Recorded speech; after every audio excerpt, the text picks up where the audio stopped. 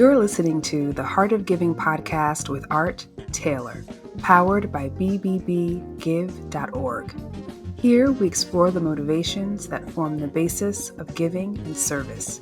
We inspire generosity and celebrate the transformative effects that giving and service have on the human spirit and on community. The conversations featured on the podcast also uncover giving strategies that educate and provide tools to help listeners make impactful gifts of both their time and money. We hope you enjoy this episode. Welcome to the Heart of Giving podcast, powered by bbbgive.org. Give.org is the nation's standards-based charity evaluator, and it's your one-stop source for information on giving and reports on the most asked about charities. I'm Art Taylor, your host. And today we're going to talk about how a person transitions from one phase of their lives into another. And with me to have this discussion is my good friend and former student, Michael Clinton, who is also the former president and marketing director at Hearst Publications. Michael has recently written a book that helps roadmap how we can transition from one part of our lives into the new phase of our lives, and he calls his book Roar. You know, people who have spent a career, especially those in the for-profit space, have a lot to offer organizations in the nonprofit space. And people who've done almost anything have a lot to offer when they retire. You know, we're living longer. We have learned a lot more. We're engaging a lot more with different things. And there's no reason that a person shouldn't believe that when they retire, that they're not vital and that they have much to offer, particularly people who are trying to achieve social good. And we want to make sure, at least on this podcast, that everyone understands how critical it is to contribute, how important and how meaningful it can be to their lives when they give something back. And who wants to play golf all day, every day? Maybe you want to do that for a little bit, but there certainly will come a point in your life when you realize that you're maybe here to do something a bit more than that. And Michael is going to talk with us about how we can make all of that work, how we can get enjoyment out of our families, how we can get enjoyment out of our leisure, out of our recreation, but still set aside time and do it effectively and meaningfully, creating social good. So, Michael, welcome to the Heart of Giving podcast. Art, it's so great to be with you. Thank you for the invitation. Great to see you. Well, it's been a while since we've had a chance to be together in person, since your days at Columbia, and I had the good fortune of having you in my ethics in the nonprofit sector class. And what a great opportunity it was to get to know you and to see what some of your thoughts were about transitioning from the for-profit world, serious for-profit world, into the giving world, the world of service and giving. And I'll say you were really passionate about it as a student. And I can see that that passion continues, and we'll see how that plays out in this interview. Thanks, Art. I should say with full disclosure that it was my favorite class of the 12 courses at Columbia. So, I have a little bit of a special place in my heart for you and what you taught us and the conversations that you brought to the class. And it was a really great experience. So I'm glad to hear it. And it was a great class. You had great students along with you too. It was a wonderful cohort. So, Michael, you're out now. You're no longer in your role as a corporate executive, and now you are doing some things both for profit and also not for profit. And you've also written a book to help all of us think about how we transition from one career at one phase of our lives to another phase.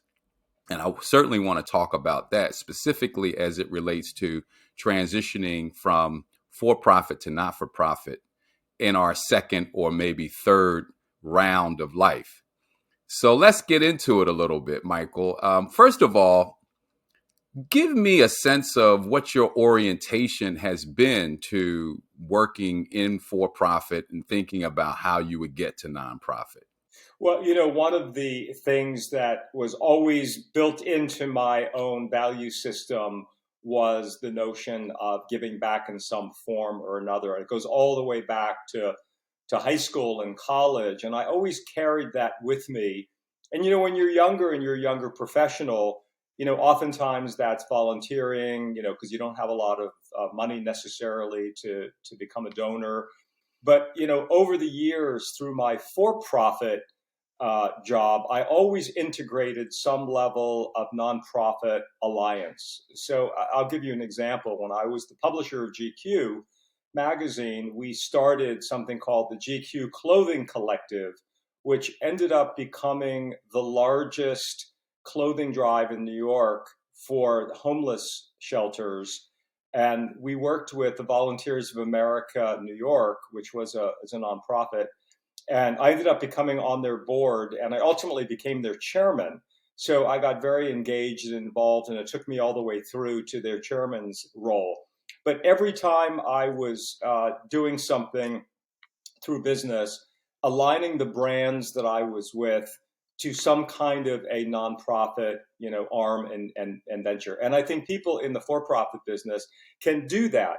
Just think about your business and think about how you can integrate a layer of nonprofit engagement. One other example at Hearst, where I was the president and publishing director of the company, we had a company-wide initiative that had all of our various magazines tie into some form of social purpose and giving that was expressed editorially and then engaged our readers to participate. So at Country Living magazine, it was all about clean water and having, the importance of clean water in communities. And, in Marie Claire magazine, it was about, empowerment for women, primarily women in marginalized communities, and giving them tools, and the organization to give them tools to learn how to move forward in their lives. So always aligning with something in the nonprofit space in your for-profit job while you're in it. Now, one of the things I had a chance to participate in was the Town and Country event, which you all hosted and brought together serious, everybody's a serious philanthropist, but it brought together people who were looking at how they could improve and strengthen their philanthropic effectiveness in different ways. I always thought that was a really impressive event. Yeah, thank you. We're continuing. We continue with that event. Obviously, in the last year, it was virtual, but we'll be live this fall. This is with Town and Country. We'll have the philanthropy issue in November. We'll have another event in October. I hope you'll come to it again. And we realize that philanthropy, especially for the affluent consumer, and this magazine targets the affluent market, is incredibly important. So we wanted to add a spotlight and enhance our commitment to philanthropy editorially. And, so it's a really important initiative that we have as a magazine. Yeah, and that demographic is really important too. Most people now are, we're seeing a decline, Michael, in the number of families giving to charitable organizations, but the wealthier people are sort of making up the slack for what people at the everyday level of giving aren't able to provide anymore. And we're trying to figure out why that is, but we really do need wealthier people to give to philanthropic organizations. And I had a chance to talk with a gentleman recently who also has written a book about the bottleneck at the higher end of our philanthropic scale. Many of the people, for instance, who've pledged to give away all of their wealth are finding it difficult to give at scale. And so they're actually making money faster than they can give it away. And he believes that there have to be solutions developed to try to figure that out. So anything we can do to work with that group to show them pathways to dispersing and distributing that money so that we can accomplish social good, I'm sure you would agree would be really important and helpful. Yeah, I mean, I think there are two things on that. There, in the Washington Post on Sunday, I guess it was January 27th. I might have my date off. There was a great piece about the moral dilemma of the billionaire, and you may have seen the piece, and this is exactly the discussion. Because of the stock market and financial performances, very wealthy people are earning significantly more monies, and while they're making contributions, they can make much bigger contributions. The dilemma we have is that, and this because we've discussed this, over the next 20 years, it's the largest transfer of generational wealth in the history of the world. 60 to 70 trillion dollars worth of assets.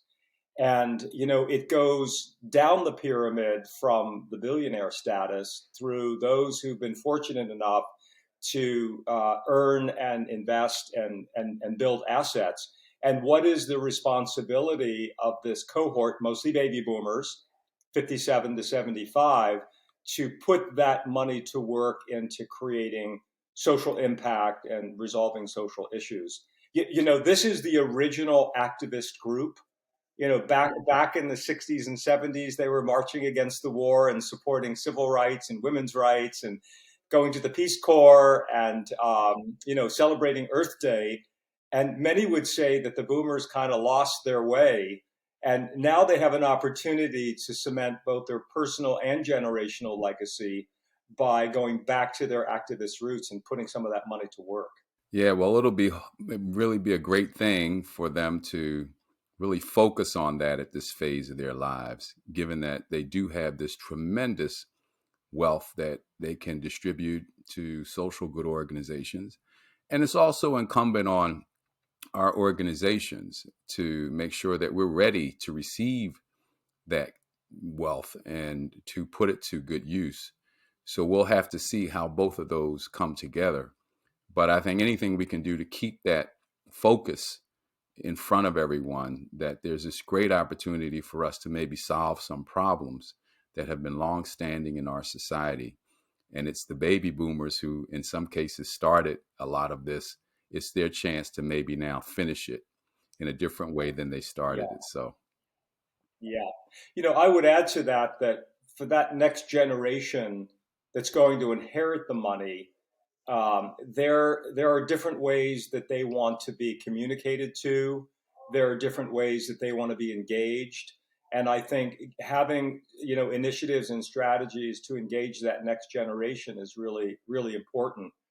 I just read a report recently that, while the boomers like very beautiful printed materials to talk about an organization's cause, the Gen X and millennials like communicating literally through text and through group chats and through other digital tools that and engaging them in that way, I think, is really going to be important for future and for that transfer of wealth. Yeah. So let's talk about the boomers for a minute, because you and I are both in that category.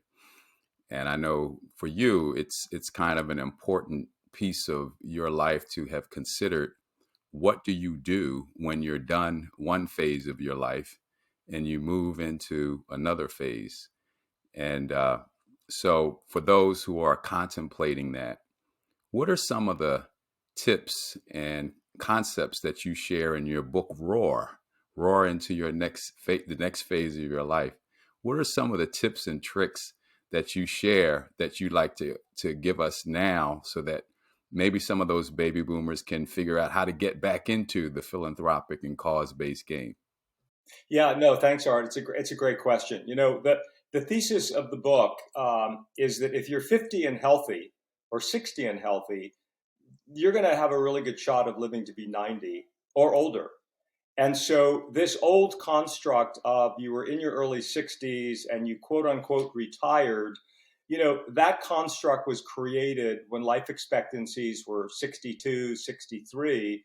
So people retired, they lived a few years of sort of leisure life, and then they were gone.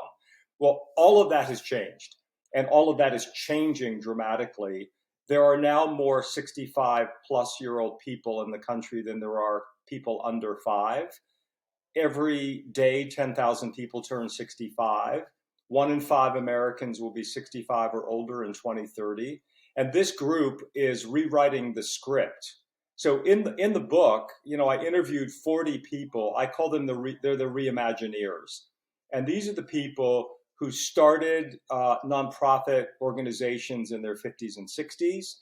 These are the people who became engaged with a second career where they may have had 40 years in one career, and now they're moving into the nonprofit sector as executive directors or presidents or CEOs and bringing their experience. So I think this amazing new period of life, you can start a nonprofit, you can move into the nonprofit sector as a leader in terms of bringing your skill set and have a 10-year run. One of the stories in the book is a man who had a long history of a business career, and he is 73. He's currently the executive director of the Museum of Jewish Heritage in New York.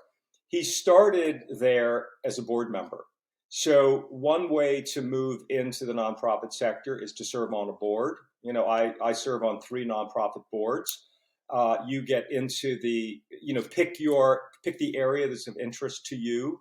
One of mine is higher education, so I'm on the board at Pace University in New York City. And when you get onto the board level, it leads you to various places where you may participate. Another example is a fellow in the book who I interviewed, who was a businessman, who was an entrepreneur. He owned his own company. He ended up getting on a higher ed commission in Tennessee through the governor, and was one of the co-authors of something called the Tennessee Promise, which every Tennessean can go to community college or trade school for free. And to make a very long story short, Randy Boyd is his name. At 60, only with an undergraduate degree, was asked to be the president of the University of Tennessee. And he is now, he was an interim president. He's now the president, 5-year contract. He's paid $1 a year because he is, does not need the money per se.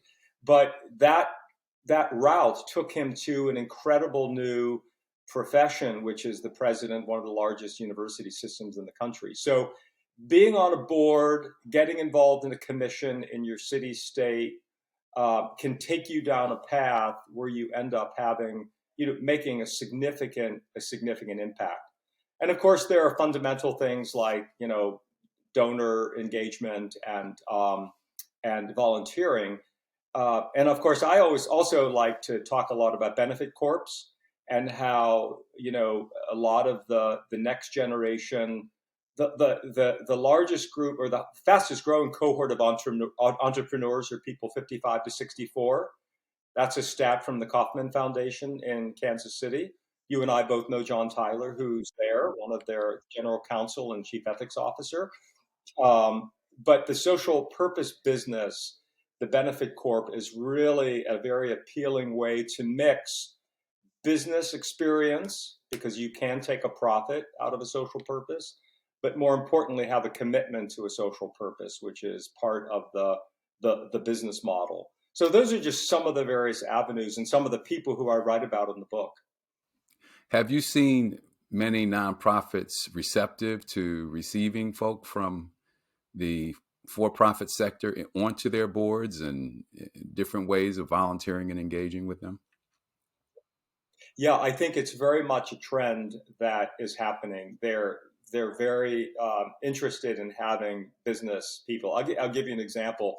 I'm on the board of the International Center of Photography in New York City. Photography is one of my passions. And during the pandemic, in the early days when all museums were shut down and schools, we have a school as well, went virtual but had declining enrollment. It was a fellow who had been the CEO of J. Walter Thompson and I, who ended up becoming sort of executives in residence, helping the executive director manage his way through, this very, new territory that none of us had been through before. So Bob and we had our deep business experience, which allowed us to bring great value to the organization to get to the other side. And so that's just one example of how, personally I was able to get engaged. But I think nonprofits are hungry for that experience and that wisdom. So let's talk about your own volunteer efforts and some of the what you get from it, Michael, because I talk a lot on this podcast about service not being servitude. We're not necessarily getting nothing from these experiences. We volunteer our time for sure. We give of our resources. But I also believe that we get things in return. What have you gotten in return? How has your volunteer life shaped the person that you are and added meaning to your life? Well, one of the things about ROAR is an acronym. So R is reimagine your life before others do it for you. O is own all your stuff, your numbers, your financial numbers, your health numbers. A is the action plan. And the final R is reassess your relationships. And there's a whole chapter on that, under that final R, about reassess your community and your relationship with the community. And that's where this piece comes in, because I think that it is part of the human responsibility to be giving back in some way, shape, or form that should be part of our social fabric and our individual responsibility. And as I said earlier, this has always been a part of me that was developed through my parents and through my family. And so the satisfaction that you get and the fulfillment that you get out of contributing in the way that you can. And I like to say it's less about the financial contribution and it's more about the engagement. Because if you're engaged with an organization through one of their committees or their fundraising or their board, you really are then in the texture of their mission. And I think being a part of a mission about something you care about, whether it is climate change or social justice or, human rights, that is an important part of fulfillment that I see. One of the things, and this, are 12 years ago, some friends and I started a small foundation called Circle of Generosity. And our mission is to grant random acts of kindness to individuals and families that are sort of in a desperate moment. So just recently, we funded 2 families that lost everything in the fires in Boulder in Colorado. And, the reaction and the response, we do it anonymously, just the reaction and response that this organization showed up and delivered a check to them was, very, really incredible. Just before the pandemic, I was on a great trip to Ethiopia. And our guide was someone who we all became very friendly with and we stay in touch with. And he also texted me a couple of months ago that, he was been devastated because of tourism and there's a civil war in Ethiopia and he's trying to find work so he doesn't have to go back to his village from Addis Ababa. And to make a long story short, we funded him to be able to get re-engaged as an Uber driver. Actually, they don't have Uber there, whatever the version is. But we funded him for him to buy into, the car. He didn't buy the physical car, but the group, so to speak. And we were able to help him get back on his feet. So, we give, 1, 2, or 3 grants a month. So that's a really, very fulfilling to be able to help someone when they're really in a tough place. So I always say to people, find what it is that you're going to feel you're going to get fulfillment from, and that will bring you great satisfaction. Well, Michael, one of the things I like to say about you is you have nonprofit cred, because because you didn't just say, all right, I'm a corporate executive, I'm just going to go burst into the nonprofit scene. You actually went out and got an education. You got a master's degree in nonprofit management while you were working, I might add, which is equally impressive. And so when you talk to nonprofits, you can talk from a base of not only your corporate experience, but what you've learned about the nonprofit sector through your education. And I think it is important for executives and people leaving the corporate world not to assume that everything they've learned in business is transferable, and that there are certain things you should know, and you don't have to get a master's degree in order to know everything, but some training and education and orientation to how nonprofits work is probably helpful. What did you learn through the program that you went through that you would offer to others? As you know, this is a distinction. This is something that, you know, you're going to have to think about if you've been in corporate America for all your career and now you want to do some good work in nonprofits. Yeah, no, the coursework at Columbia was incredible. I loved every minute of it. I think what I learned, one of the things I learned, and people in the for-profit world will relate to this, because the for-profit world, many sectors are being disrupted. And the nonprofit world is being disrupted in many ways. I mean, there are different kinds of philanthropists, there are different kinds of models, there's a different kind of scrutiny. You know, there are so many different things that are happening. And I think, you know, certainly ethics, your course on ethics, you know, was a very big eye opener, because in business, you don't necessarily think of all of these nuances that you have to think about in terms of nonprofit, making sure that there's no conflicts of interest, making just the various dimensions of, engaging or overseeing a nonprofit organization. So I learned a lot about that. I learned a lot about disaster philanthropy, which was important for me in the foundation. I learned a lot about social purpose businesses, which I mentioned. And I think all of them have different pieces. And as you say, you don't have to get a master's degree, but I brought an enormous amount of the thinking to the nonprofit boards that I'm on, in terms of integrating the importance of various things. Something as fundamental as or wonky, I should say, as financing, and the fact that there are different kinds of social impact funds and different organizations that nonprofits can tap into.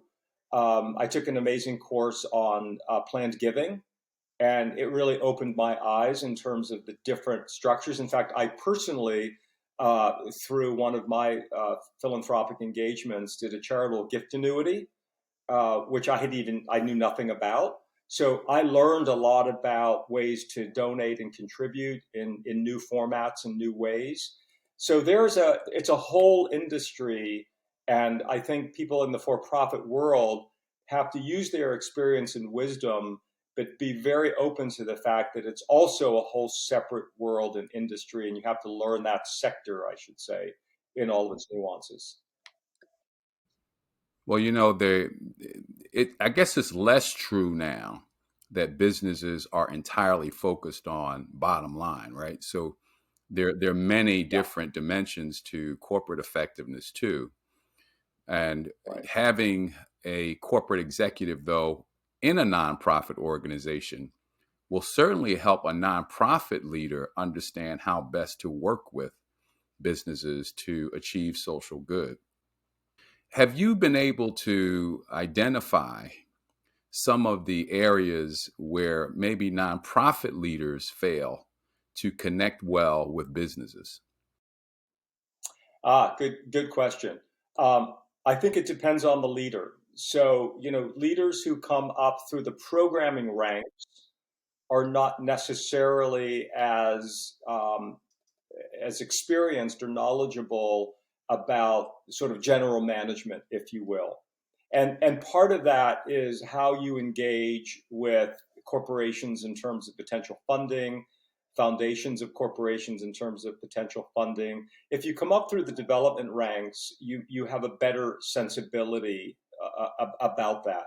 But I think that nonprofit leaders can do a better job engaging with businesses by understanding the business world on the flip side, and understanding how, what are the filters that companies use as part of their own ESG initiatives, et cetera. and part of their philanthropic initiatives. And so they can lean into that. So it wouldn't hurt for a head of a nonprofit to take some business courses. Once again, you don't have to do a master's, but there are lots of other ways to understand, leadership, general management, fundraising. So it's the flip side of the for-profit learning about the nonprofit world, and I think that would be a good piece of advice. Yeah, I just think that where there are opportunities in companies today, we're missing them because so many businesses want to make philanthropic activity part of what they offer employees and what they offer customers to some extent, that we have to all do a better job, I think, understanding how we can help each other. And, I Yeah. just I'm hopeful that more will be done in the years ahead to bridge these two sectors in ways that we can see more effective outcomes for people and causes. I'm really hopeful that we'll learn how to work together more effectively. I would add one thing to that too, Art. My corporation has a foundation. It's called the Hearst Foundations, and it's actually a consolidation of what were a couple of foundations, hence the plural. And what is always amazing to me, it runs separate from the corporation, but what's amazing to me is how, I'll use the word sloppy, many nonprofits are in engaging with corporate foundations. They don't follow up. They don't do the appropriate, administrative paperwork. They don't do, it's just sort of, you're not paying attention to the detail. And what happens is it can derail an organization for not only getting funding, but for getting future funding once they do get funding. And it's really the nonprofit's responsibility to make sure that they are fulfilling a corporation's, in this instance, foundations, requirements versus the other way around. So, well, I have to give a personal plug to the Hearst Foundations because early in my career and throughout, that foundation has been very supportive of different things that I've been involved in. And I'll never forget, there was a woman who used to work at the foundation. She's now deceased, Eileen Mack. I don't know if you ever had a chance to meet Eileen. I know the name. But Eileen would come to your office and I would say, Eileen, what do you need? What can we give you? And she would be very specific. Here's what I want you to do. Here's, how you have to prepare these documents. And she was also very lenient. I mean, once they got a hold of you and they were and you were connected, you were going to stay in the grant making pipeline. They had a procedure where you would have a grant 2 years and then you'd have to be off a year. But then you come back and, it would just be the way things was before. So it was always great dealing with that foundation. And even when I left to go to the Wise Giving Alliance, they funded the early days of the organization to get us to a point where we were mostly funded by our revenue streams and didn't need grants, but they were very supportive. They even supported, at my request, a grant to a school, a private school, so that kids from poor backgrounds could have scholarship money to attend that school.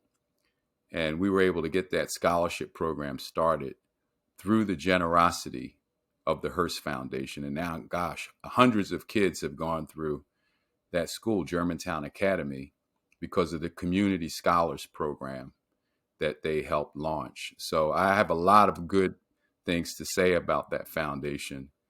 And, I'll look forward to re-engaging with them maybe this year and just get to know people. Yeah, no, great. Yeah, that's great to hear. It's a very dynamic organization. It was, we're a private company, or corporation's a private corporation run by the trust of William Randolph Hearst. But many years ago, the foundations were established as part of the company's commitment to doing good. So thank you for that. So, Michael, now here's the thing. You have gone ahead and decided that there's a big piece of your life left and that you've got to make some good with it. You're going to do some good with it. How do you really advise people? I mean, how do you say to someone, look, all right, you just retired from a company. There's a lot of good you can do. How do you get them going, Michael, so that they're not saying, look, I got tea times at, 8 o'clock every day, cocktails at 3. Maybe I'm going to go hang out with my wife and some friends in the evening. And that's a great life. Nothing wrong with that, right? Except that there may be other opportunities for them to really do something substantial, something that will create a legacy for them. How do you not convince them, but how do you show them that that work can be equally enjoyable, compelling, and meaningful as what they're planning to do without thinking about those things that I'm just talking about? Yeah, well, one of the chapters in the book Roar is called Life Layering, and how you can build it. Let's call it a Mm-hmm. portfolio life. It gets back to, if you're 60 and you're healthy and you're going to live another 30 years, playing the proverbial golf game and having drinks with your friends every day for 30 years is not going to be sustainable, right? At a certain point, you're going to say to yourself, there's got Right. to be more than this. And actually, I'm doing a lot of talks around the country, many Zoom, some in person, with high net worth individuals from various organizations. And this is a big dilemma for people in their 60s, because they do have this aha moment. And so what I say is, let's take out the leisure piece, which is, your golf game or whatever you choose to do, and spending time with your family and your friends and your grandkids. Let's put that aside. That's table stakes. What are you going to do for yourself and for your life over the next 20 years? And I think that gets people starting to think. And a layer could be something like, I need to get my health and my fitness and my well-being on a better track. That's one particular layer. Another layer could be that, I want to, launch an entrepreneurial business out of a passion, that might be something I've always been interested in. But a significant layer would be this notion of, how do I get engaged in my community and giving back in my community in some way, shape, or form. So the conversation I've had with a lot of people, because they'll say, where do I start? I always say, start with something that has meaning for you. And what is it in your life journey to this date has been something that has meaning for you? Has it been education? Has it been working within, your local town, city government? Has it been, climate change, as we talked earlier, or scholarship programs, as you suggest? Identify what has given you meaning and go deep into understanding that. And that, oftentimes you'll land on an organization or a group that you want to get involved in a very fundamental way. Sometimes it may mean you may start your own thing. One of the things that I love, one of the stories in the book, a woman who was a CFO for a company in upstate New York. She was very interested in helping children, young children who had college potential but didn't know how to get there. And she worked within, literally out of the, as she said, out of the back of her car.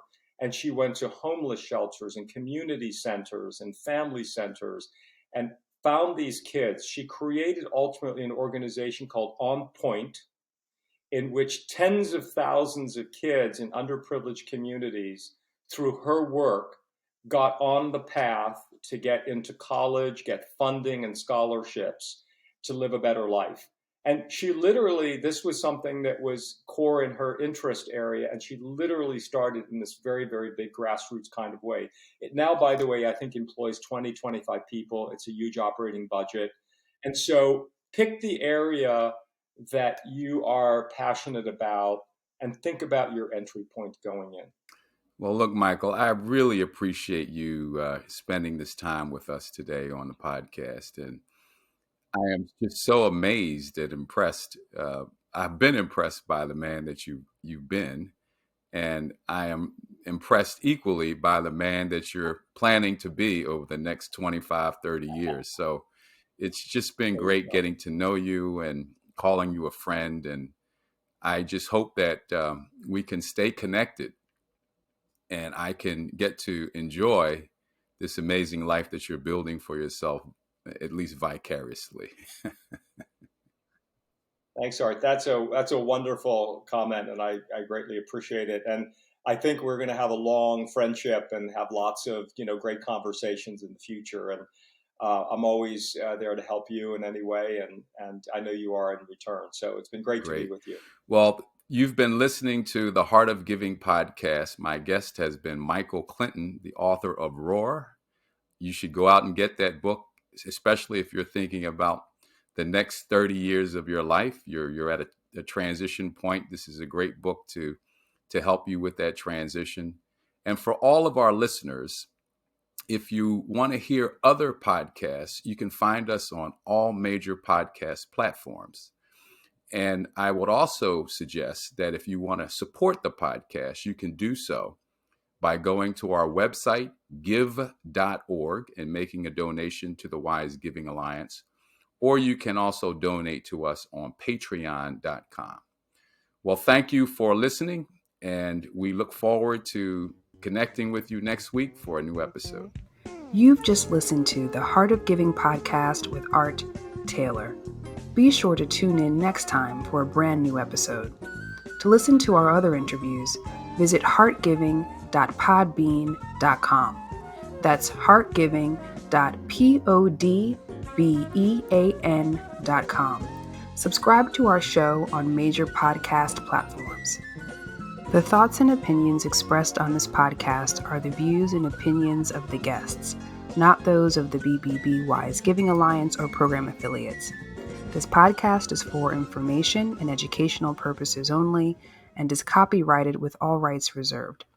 This podcast is protected by Podbean's terms of service.